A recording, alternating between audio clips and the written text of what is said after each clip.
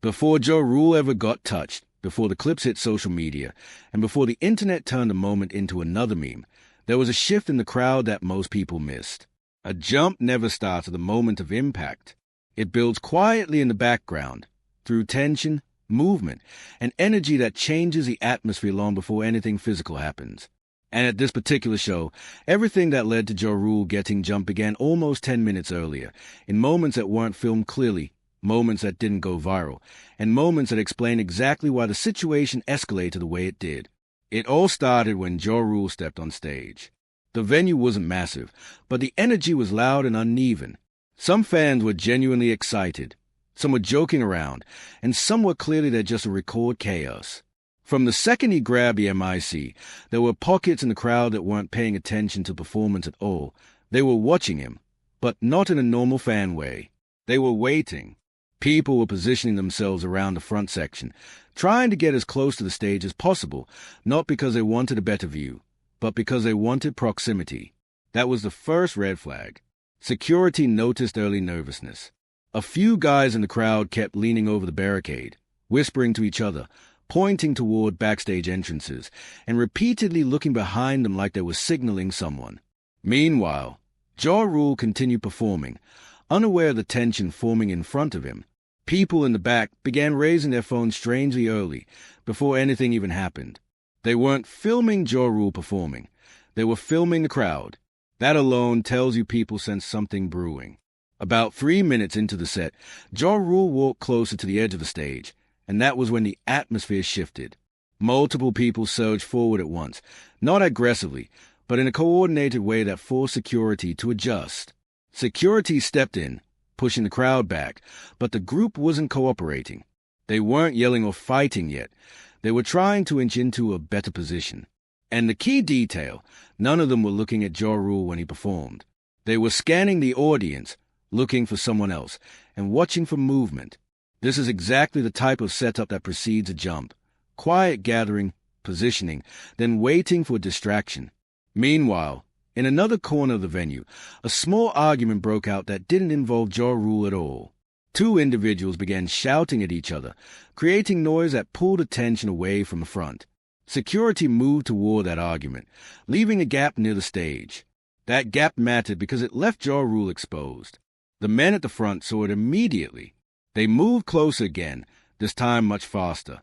Even people who were just there to enjoy the show felt the tension.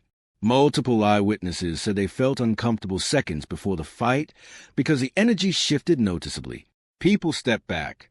Some fans started recording for no reason. Others began yelling warnings like, "Yo, chill or back up." You don't hear those warnings unless people sense something is about to happen.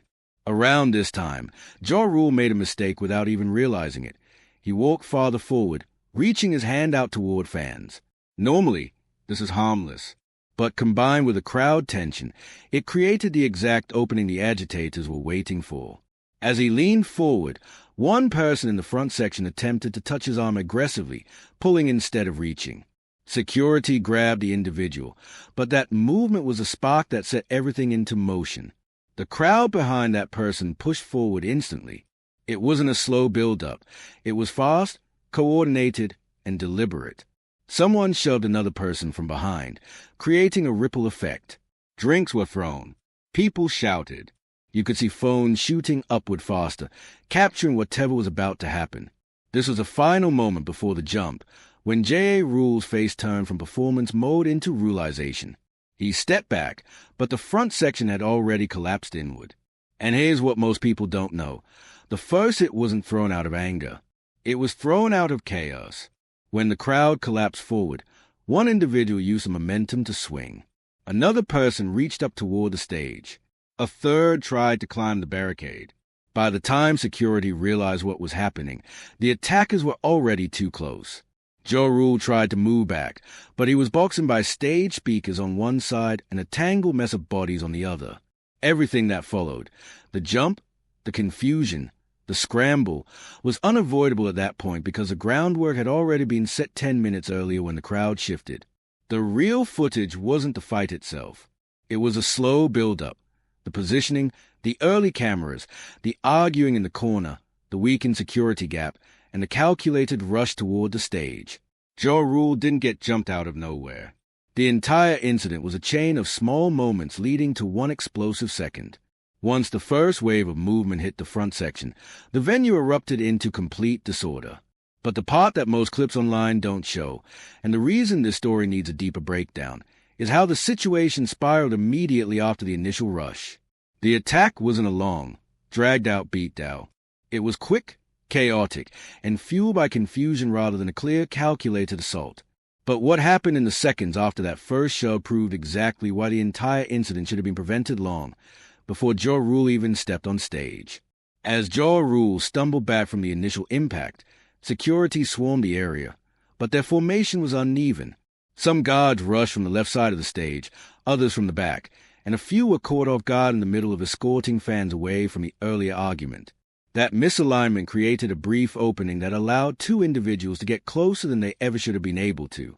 They weren't necessarily trying to fight him directly. Most signs point to people in the crowd trying to cause chaos, not execute a planned attack. But once one person made contact, others piled in because that's what crowds do when tension breaks. The confusion made it look worse than it was. Someone grabbed Ja Rule's arm, another person reached toward his shoulder, and someone else shoved the front barricade hard enough to make it tilt. In the madness, it appeared like a coordinated jump, but the reality was a chain reaction of people reacting to the adrenaline, the noise, and the chance to be part of a viral moment. That doesn't excuse it, but it explains why everything fell apart so fast. As security managed to drag Ja Rule a few steps back toward the center of the stage, the crowd behind the instigators still wasn't calming down. People were yelling different versions of what they thought was happening. Some were yelling fight, others were yelling back up, and others were yelling stop recording, which only encouraged more people to pull out their phones. Dozens of small viewpoints captured seconds of chaos, but none of them showed the bigger picture. Ja Rule standing between two competing forces, security trying to shield him, and fans pushing forward trying to film or involve themselves. While all of this happened, Ja Rule made one critical move that kept him from being seriously injured. He didn't fight back. He didn't lunge forward. Instead, he stepped toward the middle of the stage, creating distance. That gave security enough room to form a half circle in front of him, blocking additional contact. If he had moved toward the barricade or tried confronting the aggressors, the situation likely would have escalated into a full-scale brawl. The aftermath inside the venue became a second wave of chaos. People who weren't involved in the initial rush started panicking. Some fans tried to run toward exits. Others stood on chairs to see what was happening. A few slipped or fell in the shuffle, causing more yelling and confusion. And because the music cut instantly, the silence made every noise in the venue sound more intense.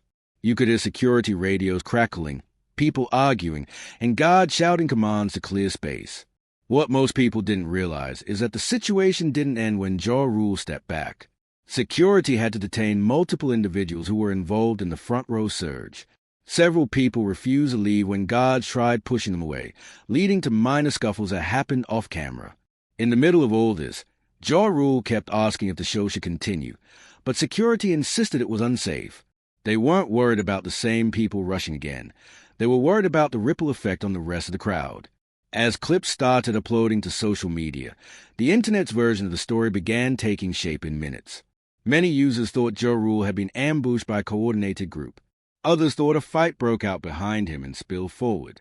A few claimed he provoked someone with a comment they couldn't hear clearly.